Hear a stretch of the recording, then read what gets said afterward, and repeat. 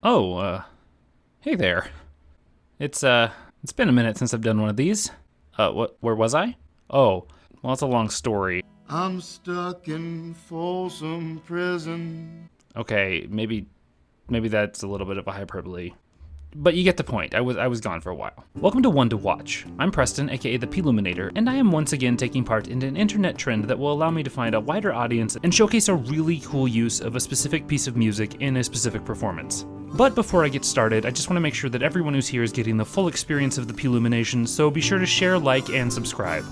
And as always, check me out on Patreon, links below.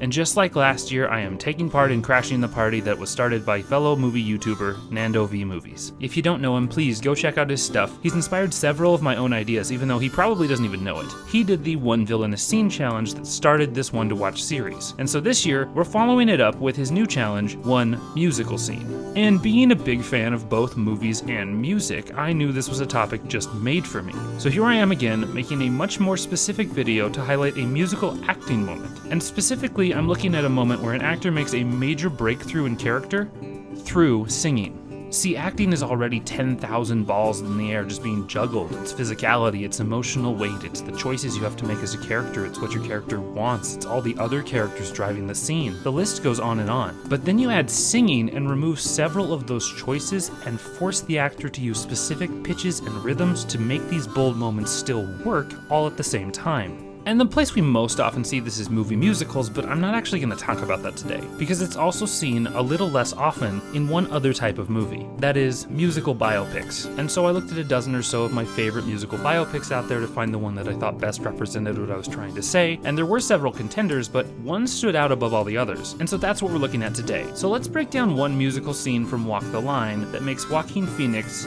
in a performance as Johnny Cash, one to watch.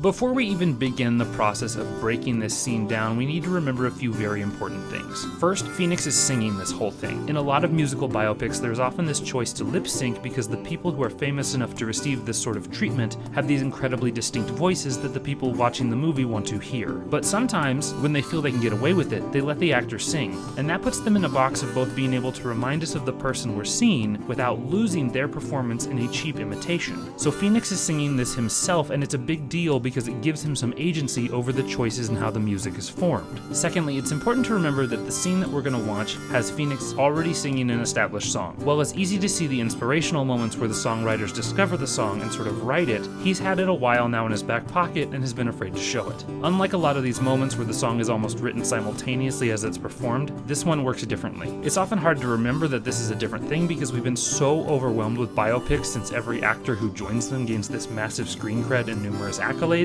but there was a time when movies like this weren't so formulaic and there was different and original ways to tell these kinds of stories, and watching an actor portray someone you know from the moment before you know them was unique. And Phoenix does this better than nearly anyone in his performance in Walk the Line. His early Johnny Cash moments are so brutally harrowing that we feel his desperation in all the moments that follow. In essence, he's using the early moments to justify all the moments that come later, and especially in the moment that we're about to watch. And finally, it's important to remember that the musical performance in this scene is not one that we have seen from the real Johnny Cash. He's not recreating something that everyone has come to know. It's not some big performance. This is basically just an audition to even get to that place. So this scene has no limitations. It just has to be whatever it needs to be to serve the story.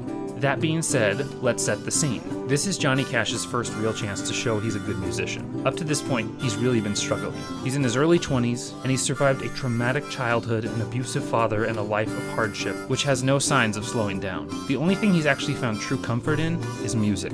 And yet the first real song he wrote is not the usual kind of thing we think for these big moments. He didn't write this uplifting, inspirational, or hopeful thing in the same way that many other biopic subjects do. He's written about this prison in an almost dirge-like way, which turns his life into this metaphor about waiting on death row for committing one of the worst sins imaginable. And then he sees the songs that are successful, and none of them are anything like this song. None of them tell this kind of story. So he chooses not to use it when he auditions. He plays it safe. He gave me peace within. Peace within. Well, Satan can't make me doubt it. I won't doubt It's it. real and I'm gonna shout it.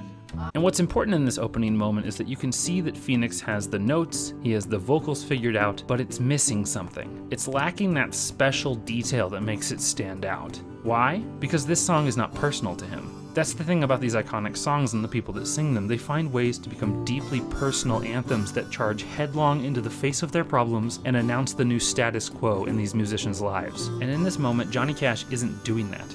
He's just playing what he thinks everyone wants to hear, and it's clear that even he doesn't have a full stake in it. Would you sing something different? Something real. Something you felt. Because I'm telling you right now, that's the kind of song people want to hear. That's the kind of song that truly saves people. It ain't got nothing to do with believing in God, Mr. Cash. It has to do with believing in yourself.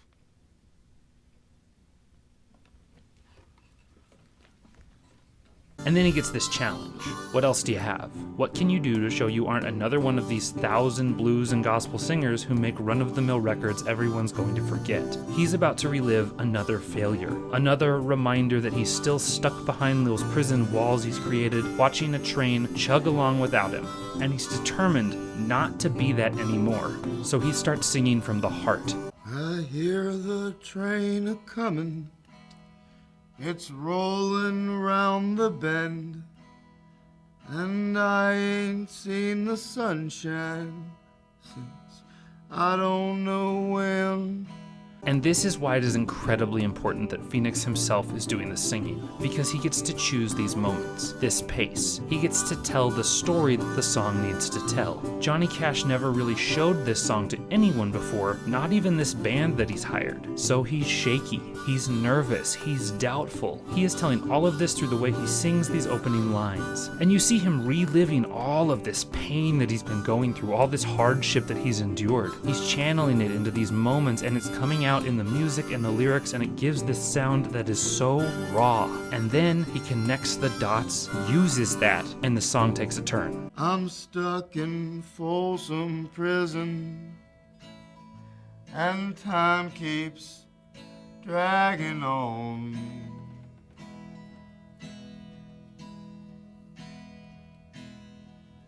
But that train keeps a-rollin' on down to San Antone. And now, it's no longer about the past, it's about the future. It's about this specific moment, and whether or not he's going to use that moment to let his pain continue to contain him in this prison that he's made, or fight for himself and break out of it. And you can see the fight growing in Phoenix as he sings. He's choosing what to do in this moment, and he's no longer ashamed of the pain and hurt, using the song to dwell on his past mistakes, but he's using it as a reminder that yes, he's made mistakes, yes, he's endured hardship, but he's survived the worst life that he can imagine, and he's no longer content to just remain mired in this hell that he's created. He wants to be on the train. He wants out. When I was just a baby, my mama told me, son, always be a good boy, don't ever play with guns. But I shot a man in Reno just to watch him die.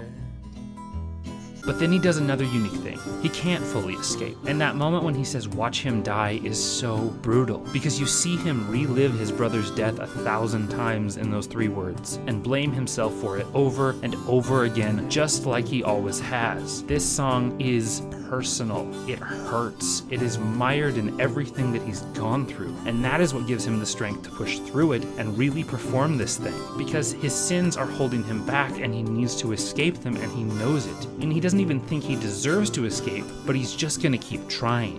When I hear that whistle blowing, I hang my head and cry. And then it's gone. Suddenly he's moved past it. He's stepping out of his trauma and he's burying it. He's got to survive. He's got to change his life. And now he wants something, and goddammit, he's going to get it. I bet there's rich folks eating in a fancy dining car. They're probably drinking coffee and smoking big cigars. Well, I know I had it coming. I know I can't be free. But but those people keep a moving, and that's what tortures me.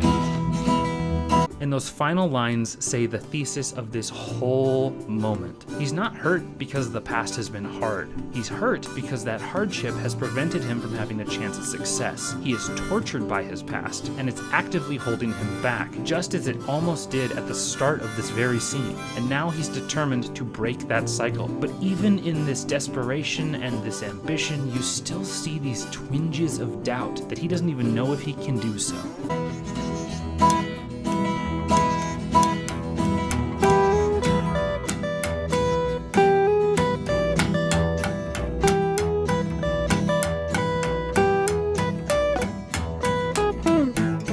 Final look to the band is so important because it shows now that he sees all of the possibilities of escape, and he's not sure he believes that it's actually coming. He has failed in this type of moment in his life so many times before, and now he's changing the outcome. He is telling his story his way for the first time in his life, and he's feeling heard. And all of this comes through in 3 verses of a single song. And by the end of it, we can see that yes, it needs some polish on the music, it needs to be recorded differently, but the things that are there, the emotions and the feelings that are lacking from that earlier moment, have finally developed. This scene alone showcases the whole thesis for this entire movie. That Johnny Cash uses his music to mask and fight his pain, and that this cycle is still present even in the moments when things seem good, because there's always that lingering doubt that he's worthy of what he's accomplishing. And all of this in this scene is done through song, which means that Phoenix couldn't improvise words, change rhythms or pitches, and yet he still conveys all of those emotions one on top of another as if he was performing a piece that he wrote himself. And all that combined makes this one musical scene with Joaquin Phoenix as Johnny Cash from Walk the Line one to watch.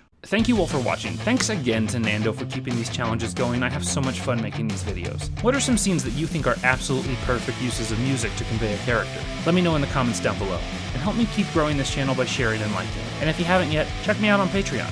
And to ensure you never miss another one to watch, top act to follow, or welcome to the party, pal, be sure to subscribe. Thanks again for watching, and as I always say, thanks for taking the time to get Ploominated.